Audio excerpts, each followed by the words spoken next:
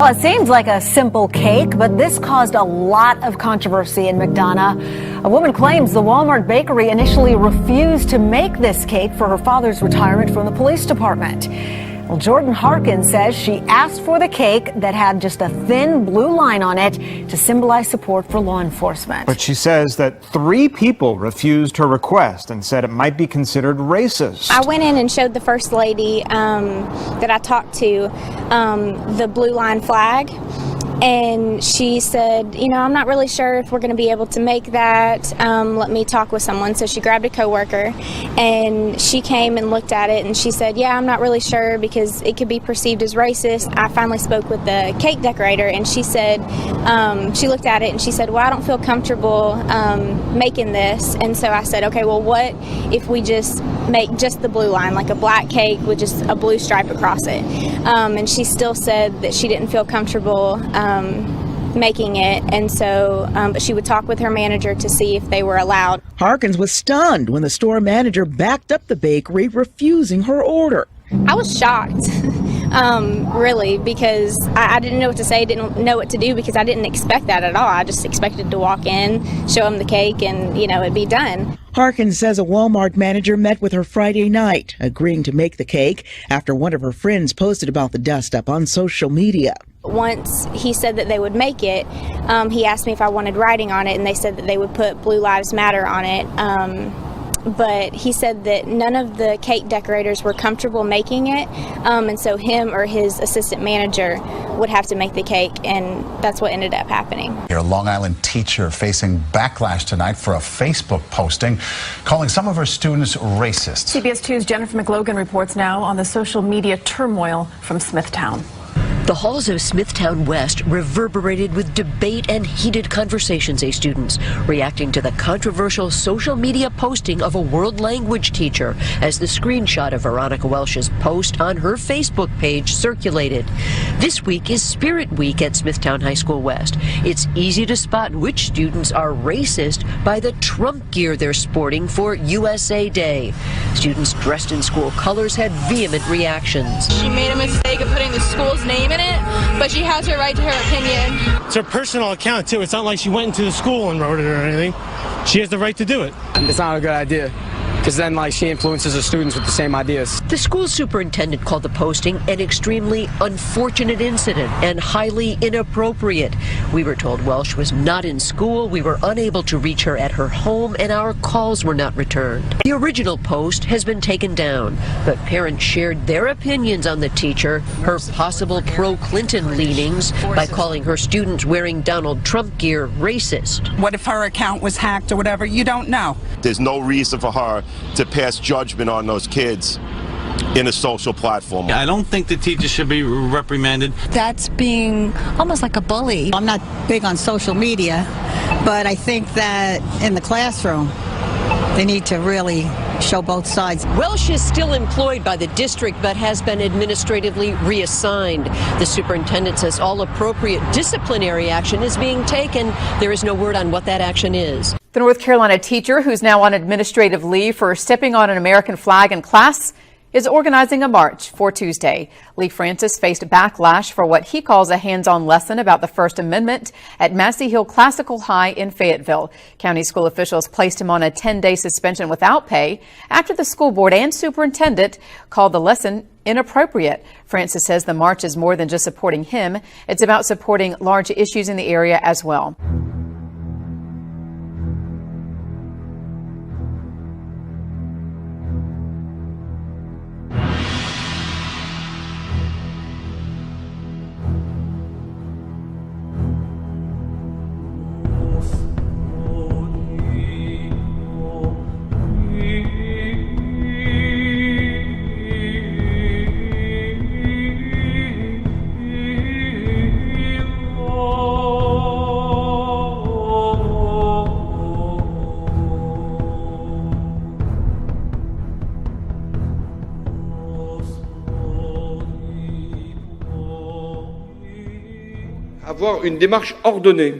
We must have an organized approach. If we dismantle Calais, we don't want any migrants to resettle, so there will be police forces there for as long as is needed and strong protection measures. Up to 10,000 migrants live in the sprawling camp. Most of them are trying to cross the channel to the United Kingdom. Hollande says they will be sent to migrant centers across France. Those who don't file for asylum will be deported. Hollande says the UK will also help cover security in Calais. The Swedish public is on edge after a shooter who injured 4 people in the city of Malmö remains at large. Here you can see the latest pictures of the police operation in the city following Sunday's shooting. Eyewitnesses say around 20 gunshots were fired, possibly involving automatic weapons. According to a recent report, Swedish security forces are failing to control the country's suburbs, with so-called no-go zones rising to as many as 55. The police are also facing a crisis, with 3 officers resigning every day. We have a major crisis. Many colleagues are choosing to quit. A drastically worsened working environment means many colleagues are now looking for other work. And if officers venture into these alleged no-go zones, they may face a number of risks. The police have reportedly been targeted by verbal attacks when trouble flares in the areas. A number of incidents have involved officers being pelted with stones, while squad cars have been set ablaze or stolen. Vandalism, drug crimes and sex assaults are also reported dangers. These risks are listed on a leaflet issued by Hungary. The pamphlet claims hundreds of completely lawless no-go zones exist in Europe. Voters in Switzerland have approved a draft law to beef up surveillance powers. More than 65% of voters in the Alpine country agreed to the proposal. It would give Swiss intelligence agencies a green light to tap phones, snoop on email and deploy hidden cameras and bugs if authorised by a court, the Defence Ministry and the Cabinet. This official says the new law gives Switzerland modern tools to respond to current threats. For example, dealing with the fight against terrorism, against espionage, attacks on sensitive infrastructure, or to fight against trafficking with chemical or biological weapons. According to Fusion, adopting refugees could be a very real possibility for Americans under a new pilot program that's currently being developed by the State Department. The program is inspired by and will resemble Canada's refugee resettlement system, in which small groups of people sponsor refugees. With this model, each group raises money to resettle a family, supporting them financially for a year and aiding them in adjustment. The U.S. pilot program is currently expected to launch in the next year as a partnership between the State Department and Refugee Council USA. The Italian government predicts that one of the country's biggest banks will narrowly avoid collapse at the end of the year. The country's Prime Minister Matteo Renzi says Monte dei Paschi di Siena, the world's oldest surviving bank, will have to increase capital to fill in the gaps in its accounts. And it's one of the biggest worries for the European economy. Our Soraya Lenny has more from Rome.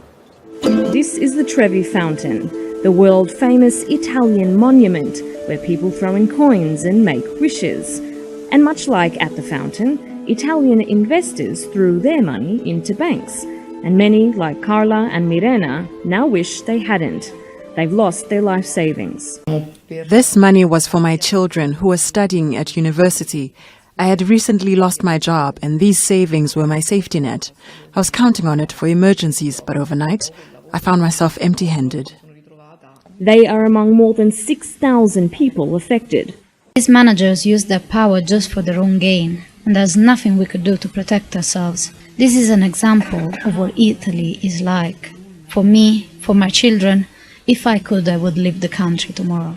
They are with Bank Etruria, one of the first 4 banks to collapse. The Italian government hopes to pay back 80% of the customers' lost money, but this is subject to tax, so realistically it'll be around 50%.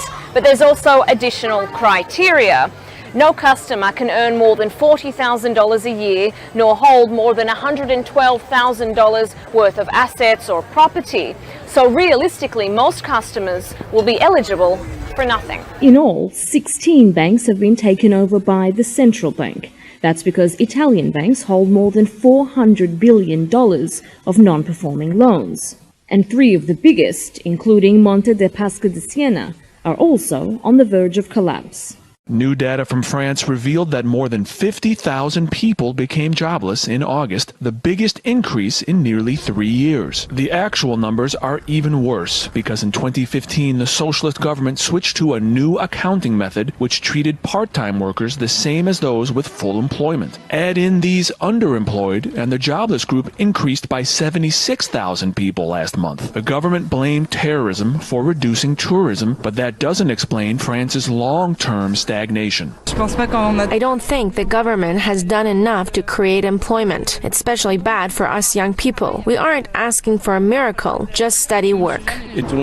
Everyone is pessimistic that Hollande will generate jobs, but the Conservatives aren't offering any different solutions either. Neither party wants to use strong measures, and the people suffer. Austerity has produced major gains for shareholders, but not for people in search of a job.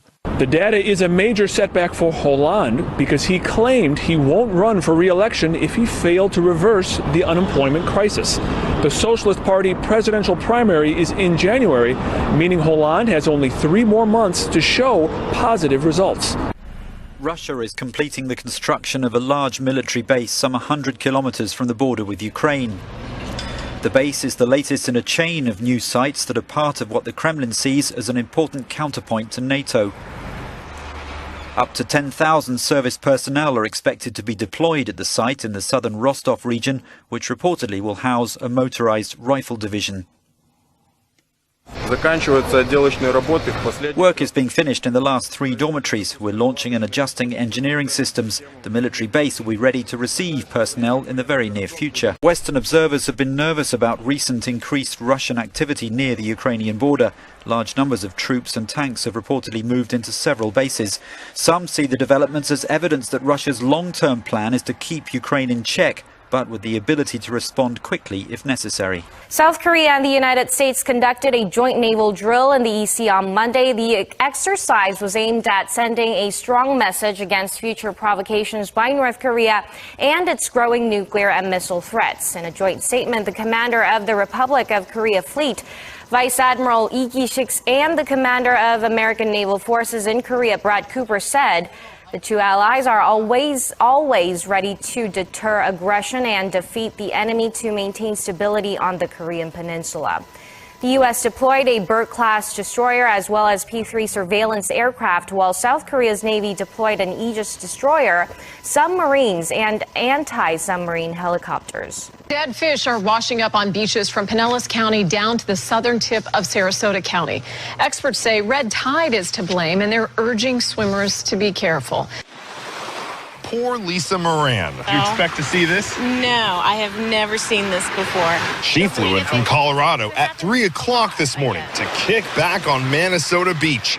But her visit was cut short when she saw this. Hundreds of dead fish washing ashore and floating in the water. I don't know what happened. I had to ask my friend, and she said it was called red tide. Never heard of that before. That's right. Florida Fish and Wildlife say a large red tide bloom in the Gulf is killing these fish. They started receiving fish kill reports on September 19th, and it's only gotten worse. It's been horrific, really. Red tide is an algae bloom that forms in late summer, early fall. It kills fish and causes respiratory problems for humans. It seems to be a continuous problem. Cindy Ducklow sees this almost every year. I used to live about a block away from the beach, and we had to move to Northport, further away from the beach, because my lungs could not handle it. Something stinks in Centerport. Up to 4,000 dead fish have washed up here at Fleets Cove and Knollwood beaches since Wednesday. Huntington Town hopes to flush the fish back into the Sound. Last month, 10,000 bunker were found dead near the Centerport Mill Pond Bridge. Long Island sees fish kills when huge schools of fish are pushed into a shore area that doesn't have enough oxygen. A lot of times it happens because the bigger bluefish come chasing them, and they chase the little guys right up to shore.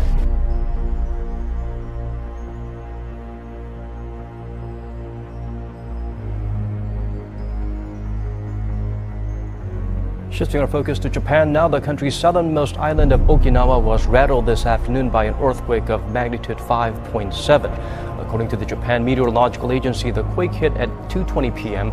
the depth of 40 kilometers below sea level. It went on for approximately 1 minute and followed another tremor measuring 5.5 just minutes earlier off the coast of Hokkaido, Japan's northernmost island. Now, Queenslanders from as far south as Hervey Bay to as far north as Yeppoon are scratching their heads this morning. They're baffled after seeing a bright flash of light in the sky overnight. Well, I don't know if I can help you much here, Sylvia. Some of the people I've been speaking to here in Gladstone, we only just flew in this morning, some of them thought it was an earthquake. That was the initial thought, but it's amazing actually, all the way up and down the coast, as you alluded to. It was a big stretch of the coast where this event was actually noticed. The story was remarkably similar. A flash of light in the sky. Some people then reported a bang or an explosion of some sort. And then the most common theme we've seen or heard is that houses were shaking and there was a real rumble in the ground. Certainly a bus driver I spoke to at the airport this morning, he said he was watching television here in Gladstone last night and he felt his house shake and heard things rumble, so something was definitely going on. Now, Australian scientists have definitely ruled out an earthquake because they did have one of those here, a minor tremor last year. Definitely not an earthquake. A German astrophysicist is suggesting it's definitely not a comet, because if that was the case, Queensland wouldn't be here anymore. He's suggesting it was a meteor, and he's saying something like a rock about a metre across. Last Sunday night, this light in the late night sky north of Dale Noel's Madisonville home stopped him in his tracks. And when I seen the light, it was like flying, and the light was pulsing. Like it was getting brighter and brighter and brighter every time the further it was getting. He ran to tell his fiancée he thought a plane's wing was on fire, but returned outside to an empty sky. Then we both looked up at the sky and we seen the same thing. It made the same path, so we started recording it. It was lighting up, lighting up, lighting up, and then it blew up in the same spot the other one did. And then a third one came by. We were just like kind of freaking out. Like, what is this? What is this? Dale took the debate to his Facebook page, where some friends suggested drones, others suggested flares. They also checked with the American Meteor Society, who says that it wasn't technically a meteor or fireball, but it could have been space debris. We checked with NASA. They said it wasn't that either. Dr. Bill Cook, who monitors meteor activity for NASA, says there were no other sightings reported in the state that night with them or with the military's Space Command, which monitors space debris. Also throwing him off is the object's paths. And without more data, Cook says he's stumped, but it isn't the first time. In this case right now, to quote a science fiction story, we have insufficient data for a meaningful answer. Leaving Noel and many others still wondering.